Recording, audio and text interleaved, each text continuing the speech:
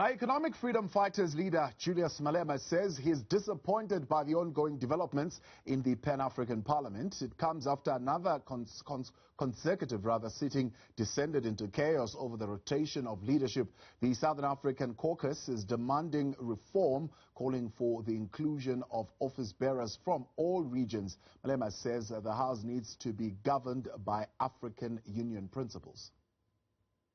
If you have not taken anyone's money and you are not serving other interests, you cannot disagree with the principle that will unite the continent. Since the establishment of this PAP, the North and the South have never occupied the position of president. He, Roger, himself occupied it twice. Came in as acting president, elected president first term, second term president. He kept on saying the next election we are implementing rotation. Every time we come here, he tells us the same thing. And we have been so polite, we have been so modest, we have been understanding. And today when they came and started to make fool of us, we then had to show them that we can as well degenerate like them and take them to task about this matter. The AU wrote a letter, said any election that is not based on rotation, it will be illegal. They ignore it. They say it's an opinion. But Roger forgets that this clerk who's presiding over this house, he suspended him illegally. We wrote to the same legal counsel of the AU. They wrote a letter back and said he must be reinstated. And they wrote that's an AU opinion. It was binding on us. We reinstated the clerk. The clerk wrote a second letter now to ask for an opinion. The legal counsel said to him, we are the only authority when it comes to the organs of the AU. And the letter we wrote earlier is binding, you must follow it. Anything outside that will be illegal. They are insulting the AU, they're insulting the letter of the AU. They say we don't need AU, we are PAP, we can do our own thing.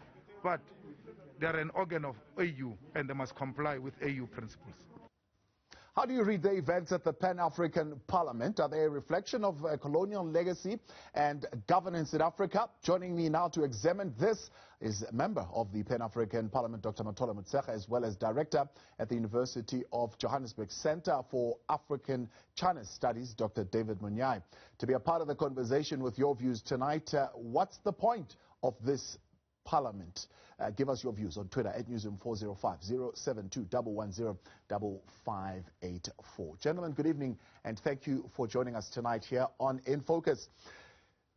The question, I suppose, let me begin with you, Dr. Motshekga, because you are a member in that Parliament. There are about 250 of you in that Pan-African Parliament. In all democracies, democratic systems, parliaments are made up of directly elected members. People express their will and they exercise their sovereignty. However, the Pan-African Parliament is established for the same purpose, but not fashioned in the same form. Do you see that as part of the reason why old people who are supposed to be behaving properly are behaving like they are on the playground of a kindergarten? It is not surprising because we have not yet overcome the colonial legacy that shaped the geopolitics of the continent. At the moment, those who were colonized by the British see themselves as Anglophone Africans, the Portuguese Lusophone Africans, the French Francophone Africans. And now, when we have to elect leadership, the founders of the African OAU and the African Union understood that the balance of power depends on how many colonies belong to France, how many belong to England, and therefore they came with the idea of rotation. And that rotation is to say, in the transition, before we internalize the democratic principles, it's better that we don't use the power of numbers, because the power of numbers will negative our commitment to build the Africa that we want. So the problem that we see there, you can't solve it by making noise, by fighting. You can solve it by understanding the root causes. Yeah. The root causes is that the Francophone wants to dominate, and the Anglophone SADC region are saying, no, let's keep to the traditions and the conventions of the AU. The AU convention is that of rotation. So there's nothing wrong with the position of the SADC region. And the man who creates problems there was at the helm of the Pan-African Parliament for 2 terms because of the number game.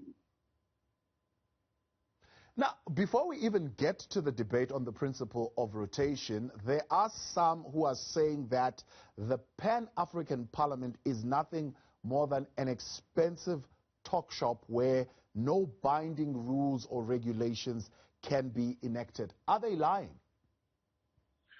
No, it's because they don't understand the evolution of Pan-Africanism. The evolution of Pan-Africanism is such that, the AU was established.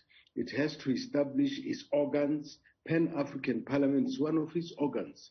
Obviously, there will always be dynamics. And what is at play now, these are the dynamics which result from a colonial legacy. So we need the Pan-African Parliament. We need to address the dynamics that emerges from there. And the leadership of the continent have laid a basis by introducing the rotational system. Dr. David Monyae, is there any point in having this Parliament? The Pan-African Parliament was established in 2004. It's an idea that comes from the Abuja Treaty, and of course it grew from there. But since its establishment, not a single law has been passed under this Parliament. What's the point? This is indeed a very important organ of the AU. And I think our starting point is this: democracy by its very nature, it's noisy. However, given what has transpired within a Pan-African Parliament, we see it reflecting the weaknesses of the entire AU structure. What are those weaknesses? It is a head of states and government, top commanding everything that happens within the entire AU. And therefore, all members of parliament are not representing, symbolically they are representing people, but they are delegated from their own parliaments, and they somehow reflecting their parties and governments. And it speaks of the nature and character of governments that are there on the African continent. And therefore, I think the call for reform is quite important. There is a need to have members of parliament independent of their head of states, independent of certain institutions with interest, including being independent from foreign powers. If we can have that, we'll have a truly representative African parliament. We'll get there. This is a gradual approach. Perhaps chaos as we witnessed in the last 2-3 days, perhaps it's necessary. It will force us to really look at it, learn more, and demand more from our governments, across the continent. Now, the protocol treaty that established this Pan-African Parliament envisaged that there would be a conference to review processes and effectiveness of this particular parliament. Has that process been done? We haven't had or seen anything happening. The process within that structure is very slow, and most of these issues, if you look deep into them, they speak much more to the interest of the individual members of parliament and less so of the countries that they represent or the people on the ground. And therefore, I think it is very problematic that they need to be audited in terms of looking how the finance of these institutions and how are funds used, and to what extent are they discussing the real issues affecting our people on the continent. We are expecting to hear more from this body on issues of vaccines and the shortage and the crisis that we are facing on the African continent. Also to support some of these initiatives in terms of domestication of some of the key issues that we agree upon, including the free trade, issues of infrastructure development. And these days we hear less of that and more about individual and positions. Dr. Motshekga, I mean, on that very same question, what's the reason, what's the hold-up? Why has that review not happened? Why has that conference not been held in order to review the operations and the effectiveness of the Pan-African Parliament? The review must not happen by decree. The review must be informed by experience. And what we are experiencing now is much more important than a conference, because the challenges we face reveal, first and foremost, that the crowd that is in that parliament are looking at their interests, not the interest of the people of Africa. And that is contrary to the mandate of the PAP, which must create an organ which belongs to the African people, which is driven by the interest of the African people. Now, for instance, as my colleague there correctly points out, there should be a focus on the vaccine, free trade area, economic recovery of the continent. These are the matters which would advance the interest of the people of the continent. Yeah. But as to who is president today and tomorrow, that's not the issue, because anybody can be a president. And what does it mean to be a president? Just to conduct proceedings does not increase one's stature by being in front there. What will advance the stature of the parliamentarians is when the aspirations of the peoples of Africa are met. So I think my colleague there makes a very important point, that independence from former colonial powers is very important. That's why I was talking about decolonization of the African mind.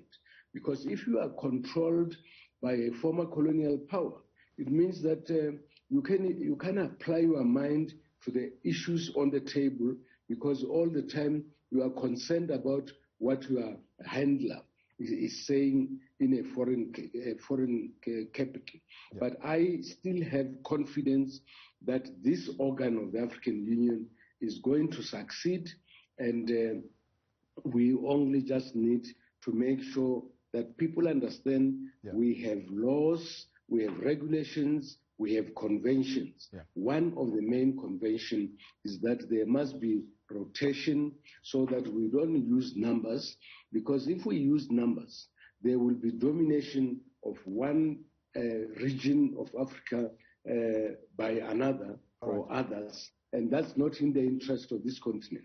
Dr. Mathole Motshekga, let's take a break. When we come back, I will ask you a question. What gives you that confidence? What are you basing that confidence on? That in conversation tonight to examine the occurrences that have been taking place in the last 2-3 days at the Pan-African Parliament. Dr. Mathole Motshekga, who is a member of the Parliament and the director at the University of Johannesburg's Center for Africa-China Studies, Dr. David Monyae, to be a part of the conversation. WhatsApp your questions and comments on 072-110-5584 or tweet us at Newzroom 405. Dr. Monyae, what will it take to make the PAP a true legislative assembly that really makes sense? Because it seems like the various members there that are represented are not interested in that. I think we need to see more of that chaos. It will force our leaders to pay greater attention to what's happening.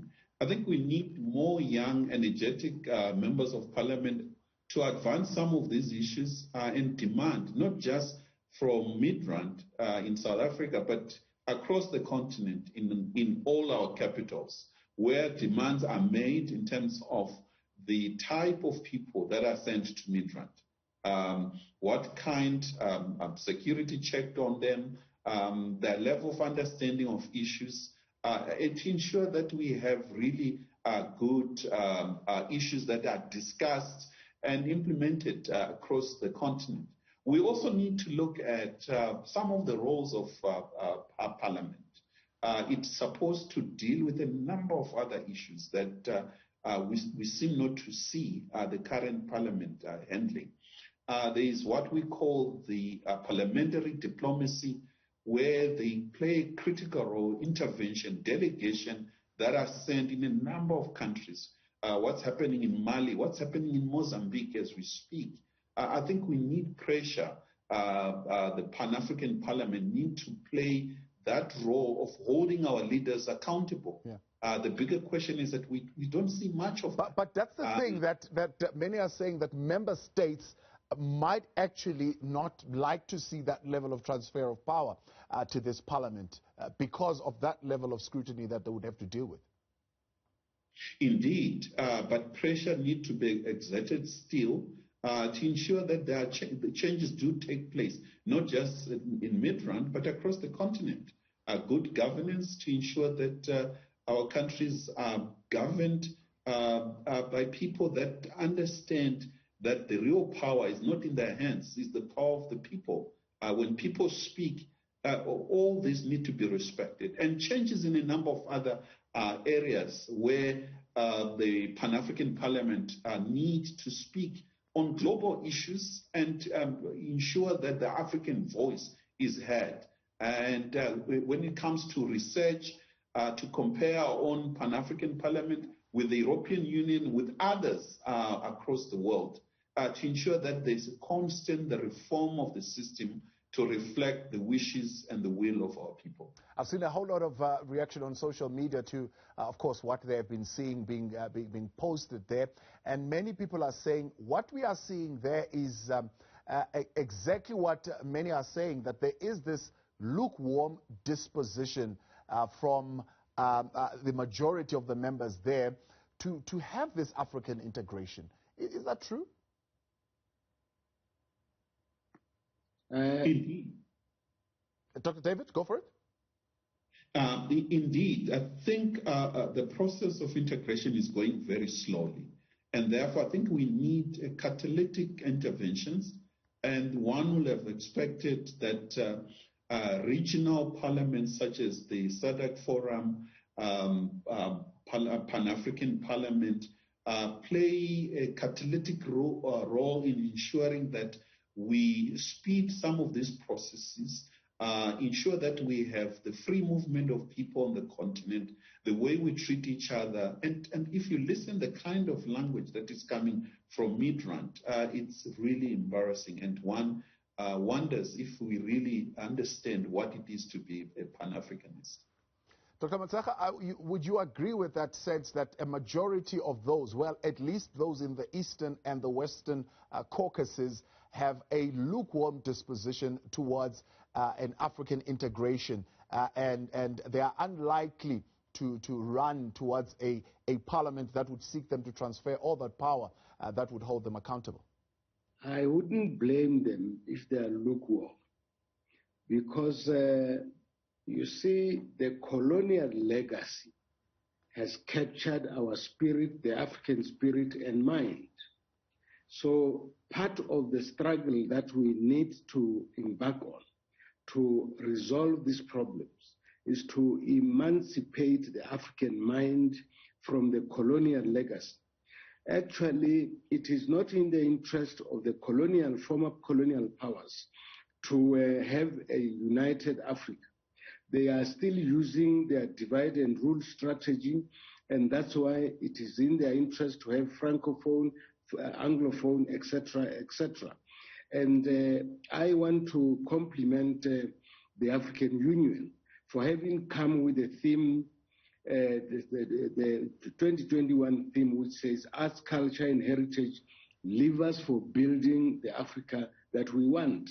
Now, we are now in a position to build the new Africa, which will not accommodate Anglophone, Saxophone, and all that nonsense, because we are all one and the same African people.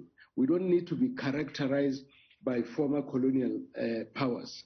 So I think that what we must do, if we want a change in this institution, we must rewrite the history of this continent without the West and these foreign powers, we must also move away from this embarrassing situation that here in Midrand, in South Africa, we are using all foreign languages, and we are not using Kiswahili, which is one of the official languages of the continent. And then rewriting history, introducing Kiswahili and teaching it throughout the continent, and introducing revolutionary morality, because it is the protracted struggles of the African people which produce this parliament. So we cannot afford. But is that not the job that this parliament was supposed to do? I mean, set up particularly to ensure full participation of African people in the economic development and its integration. Just give me one single law, one single policy, one single idea that has come out from this parliament that has seen the light of day. No, this parliament already this time has hosted a seminar which I was privileged to address on arts, culture and heritage levers for building the Africa that we want.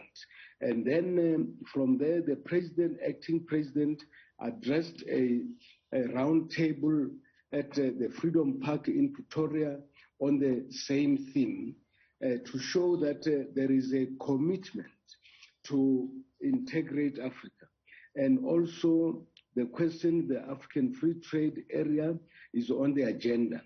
But what stops us from doing these things that we are confident must be done is the selfishness of people who want to use numbers to dominate.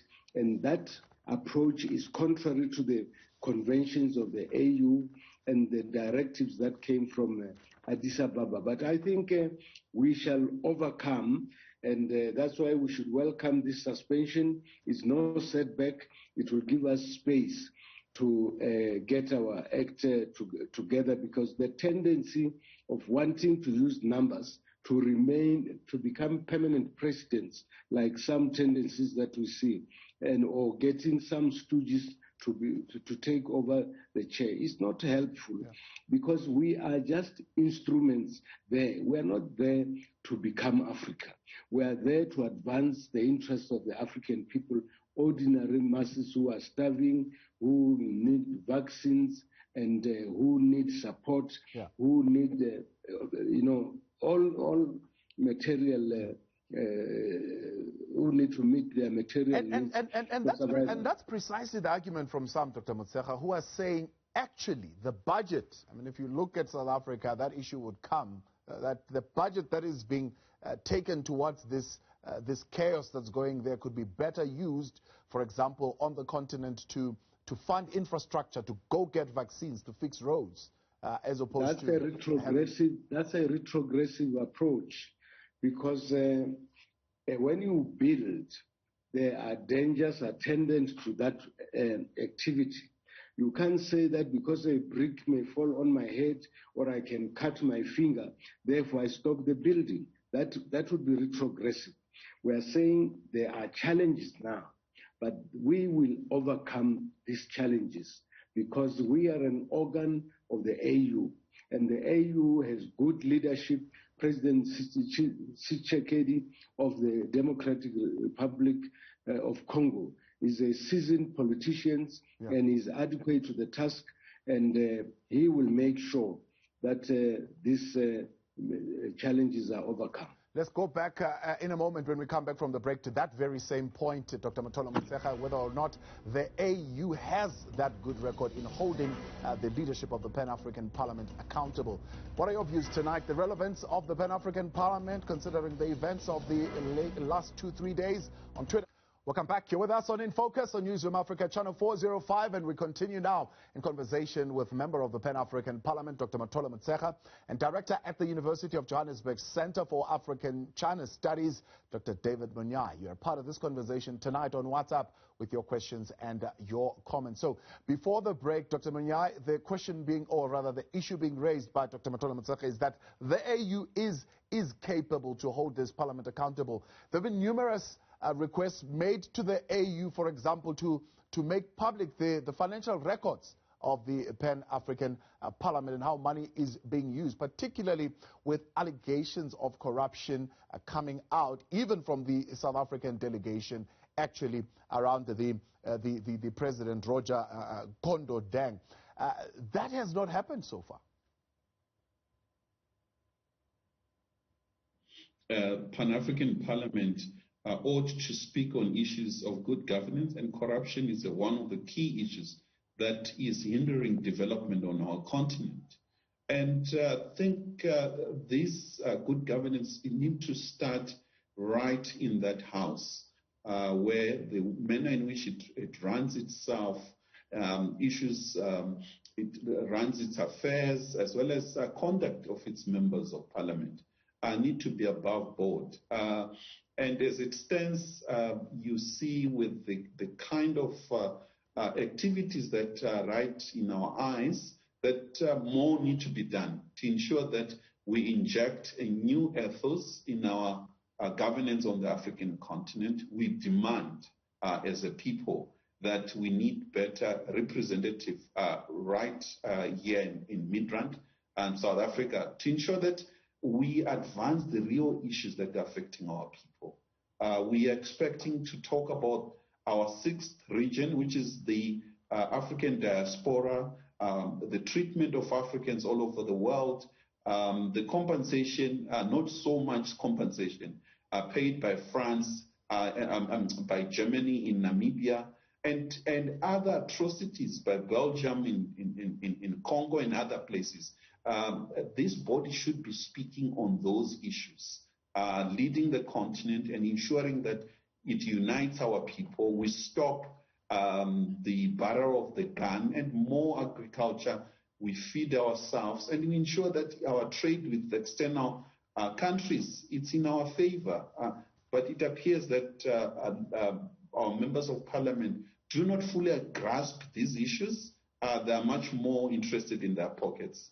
Not all of them, but the bulk from what we see. This allegation of people being interested in their pockets, Dr. Mathole Motshekga, keeps coming up. It has come up again today from the South African delegation and a Southern African delegation, maybe I must add, that there are people who are looking after their pockets, that people who've been paid, talking about jets that are standing at OR Tambo, cars being hired and so on and so forth. Why are we not seeing an audit? Why is the audit not happening? And why are these allegations not being investigated? You know, we also have to say what are the root causes of these challenges. You know, Africa has a history. Africa has its early founders.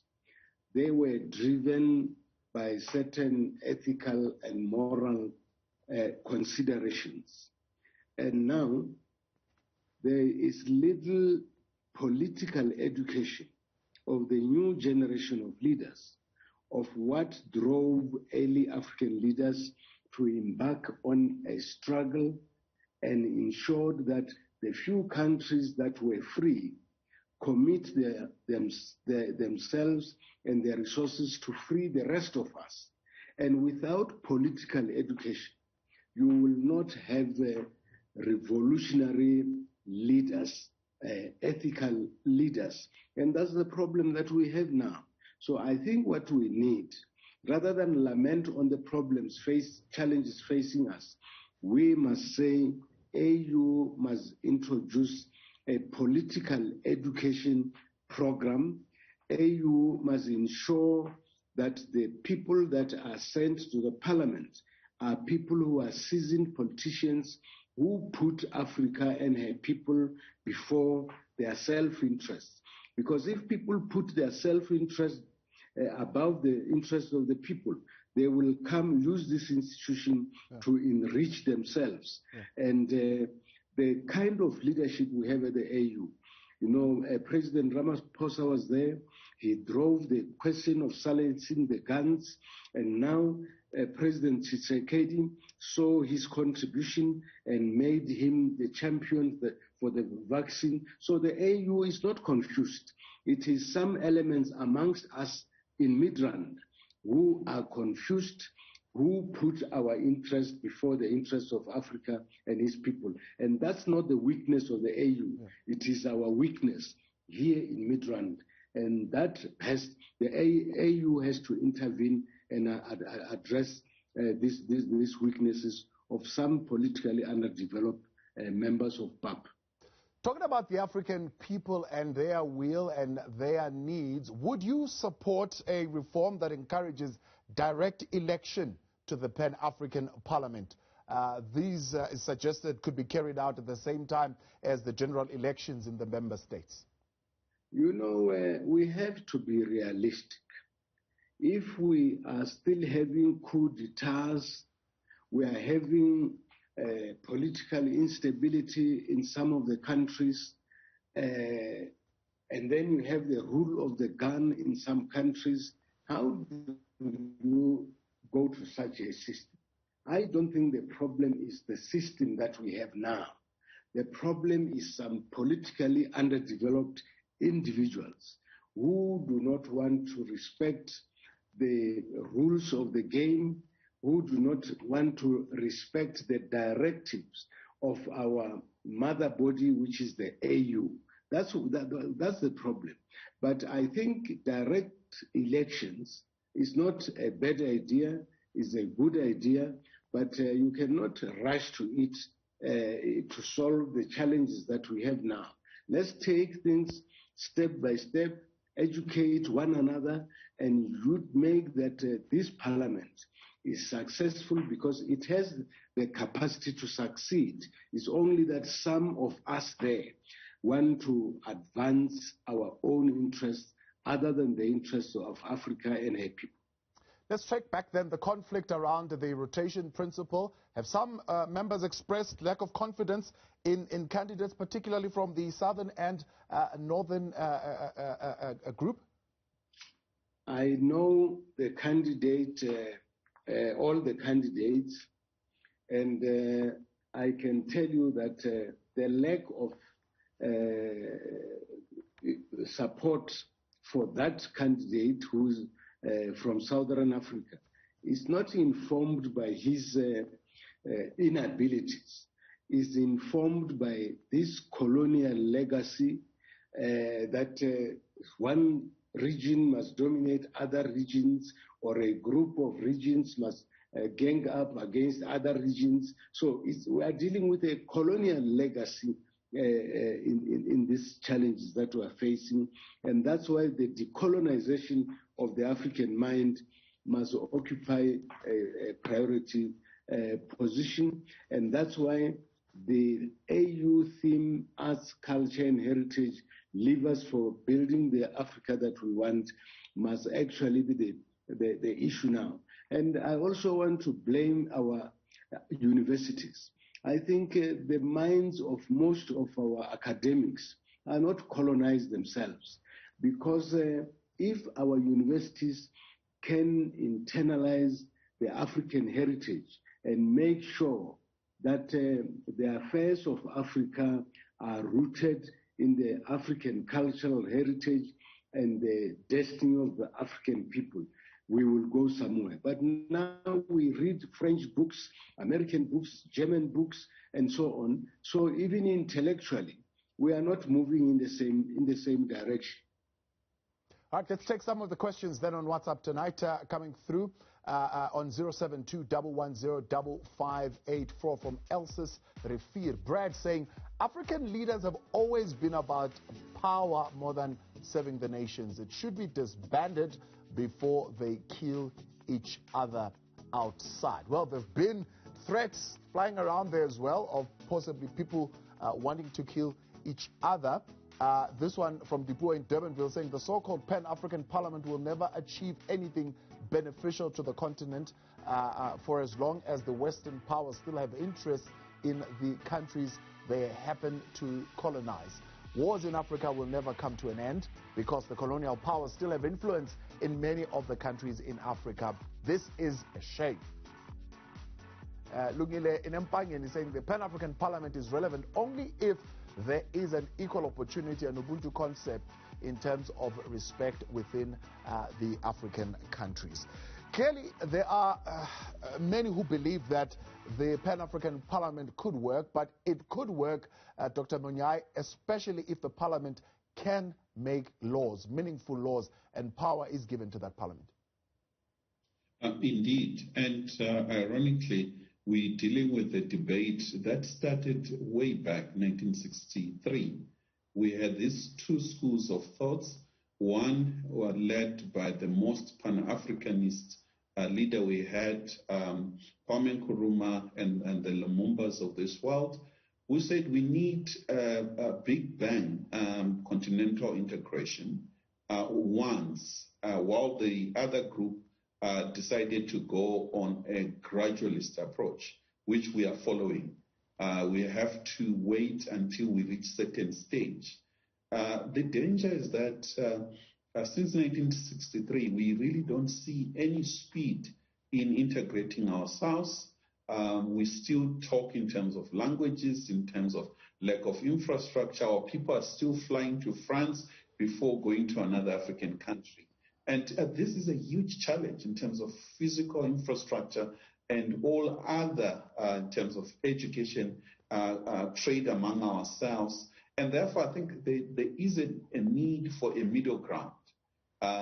If we can't do a big bang approach, a continental unity, and defend ourselves against forces from outside our continent, perhaps we need to look at regions that are doing well to directly appoint members of parliament, such as your SADC forum, and deal with countries that are undemocratic, ensure that we encourage that democratic sense that those who are in these bodies do indeed represent the people and not the head of states or institutions or external forces, as the case right now within PAP.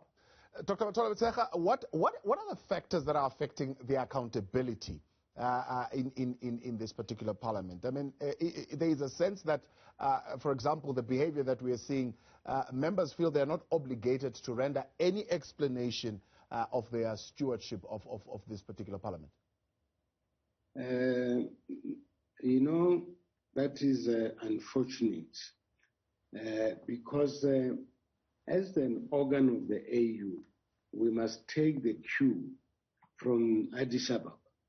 Now, all the leaders of the continent, whether democratically elected or not, they have a common understanding and they are working together. And we in this Pan-African Parliament must take the cue from there, because these challenges that we are facing are not happening in Addis. No, so we can't say that we are confused because there's confusion at the top. There's no confusion at the top. And also, we cannot say that our failure to integrate the continent is because of anything other than ourselves focusing on our interest rather than the interest of this forum. This BAP is very important, and we have to work towards building it and make sure that we work with the AU to rid it of elements that are politically underdeveloped, that are here to serve themselves other than the of Africa. More on the Pan-African Parliament as we continue next year on In Focus. A member of the Pan-African Parliament, Dr. Mathole Motshekga, staying on, as well as Dr. David Monyae, and we'll get more of your views as well tonight at Newzroom 405 on 072 110 5584. We're back in a moment.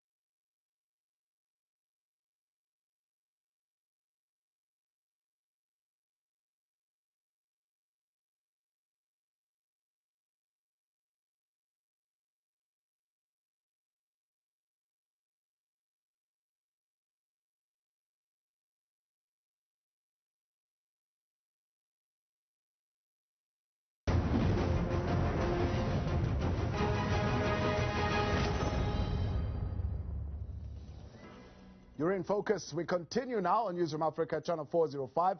The conversation on the Pan-African Parliament. Dr. Mathole Motshekga and the director at the University of the Johannesburg Center for Africa-China Studies, Dr. David Monyae. You're a part of this conversation tonight on WhatsApp, 072-110-5584, on Twitter at Newzroom405.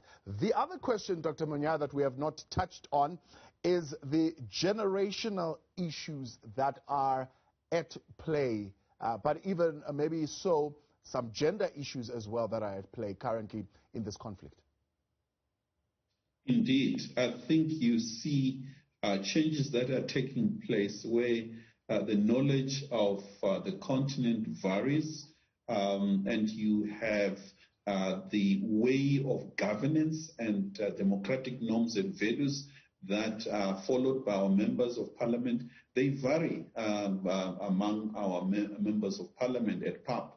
And therefore, I think one of the key issues, I think, is to have certain common understanding of what should be an ideal member of parliament at PAP. We don't have those kind of characteristics. We might differ in terms of forms of government that we follow across the continent, but they should be somehow, what is it the continent itself wants to see as ideal member of parliament? What are the issues that they need to deal and how they behave as representatives of our people? Right. And I think the generational gap is quite a huge issue. And most of these demands that are being made, it starts with fees must fall. What we see, Black Lives Matter in the United States, there's just globally a new generation that is saying no to some of the bad behavior from our older generation. On Twitter, Sis KB saying, Africans blaming colonialism even after being in power 30 to 50 years. What a pathetic continent. Dr. Mathole Motshekga, how would you respond to that? You see, decolonization has three stages. It's political decolonization, cultural decolonization, social and economic decolonization. So we have achieved political decolonization, but the other three remain. And it is these other three that are remaining are the source of the challenges that we have today. So other people say Rome was not built in a day, and we are not going to build a better Africa in a day. We need time to consistently work on dismantling the legacy of colonialism. And here we must also say, because there's no transformation in our tertiary institutions, we are not able to transform Africa, because the tertiary institutions must build the new generation of freedom fighters, and that is not happening. That's why our students, they use violence, because there's no transformation. So the transformation of Africa must start in our homes, in our schools, in our tertiary institutions, so that we create a new generation of Africans who will build a better Africa and a better world. All right, the question for both of you, I'll begin with you, Dr. Motshekga. Is there something that we can learn from other continental parliaments elsewhere that we could apply? We can learn, for instance, from Europe. England has pulled out of the EU because I think they still have the hangover of the British Empire, and they feel that now they are amongst equals. They are not comfortable, so they want to be on their own. And if we are not careful, we can have a Francophone Africa developing, a Lusophone Africa developing, and that would be the saddest day in our life and our times. We have to resist those temptations, make sure that as the founders of the continent taught us, we build a better Africa and a better world. A better Africa cannot be a divided Africa. Dr. Monyae, what can we learn from other continental parliaments that we could apply in the Pan-African Parliament? I think what is needed first and foremost are reforms. That you cannot have an institution that is static, it has to move with times, and it has to embrace new thinking and welcome young dynamic voices. We have also to understand the bulk of our population on the African continent are young people.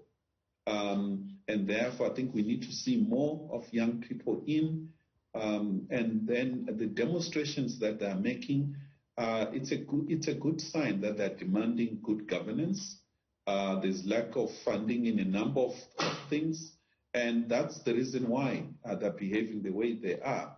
And we need to ensure that our parliament fully understand what exactly they are supposed to be doing.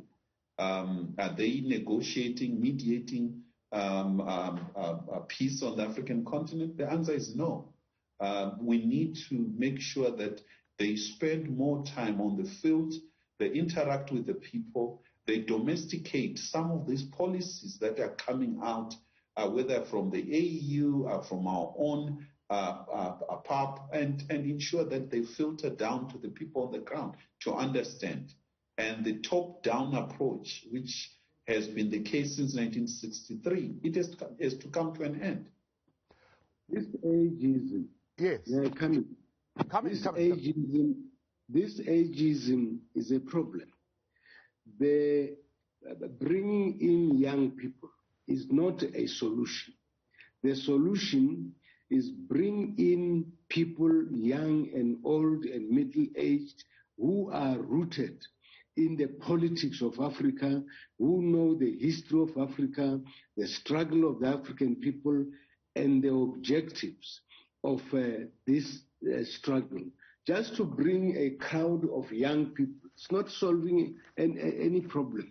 That's why the tertiary institutions must be transformed. We need to stop them from teaching us about Europe while they are claiming to be preparing us to lead Africa. Teach us about Australia, New Zealand, the US, whilst we need a leadership that understand Africa, that is going to serve Africa. So youth can not be a criteria. And actually, if you look at countries like China, Russia, you will see the old guards are there. There's intergenerational mix. We need the intergenerational mix because the older generation must transfer their experience and their skills to the younger generations. A break with the past is not a solution. Let's leave it there for tonight. I appreciate you both for coming through. Member of the Pan-African Parliament, Dr. Mathole Motshekga, there with us and giving us, of course, the view from a member of that Pan-African Parliament. But we also have with us tonight Dr. David Monyae, giving us a view from a point of view of how we could really take this and push it forward. And thank you very much for your views tonight at Newzroom 405 on 072-110-5584. A conversation on the Pan-African Parliament. When we continue next here on In Focus, we're preparing, of course, for Youth Day, or Youth Month that is kicking off, and we'll have a conversation with NYDA on youth unemployment as they launch Youth Month. But we'll also be looking at Eskom and the energy challenges there as load shedding seemingly is here to stay, and Eskom is warning that there will be more of these power cuts that will be following in days to come. We'll speak to energy expert Chris Yelland on that particular question as we are being warned to brace ourselves. That is the lay of the land, so to speak, here on In Focus when we continue next. But also we'll be looking at what is making news and what's leading in the news here on Newzroom Afrika, channel 405.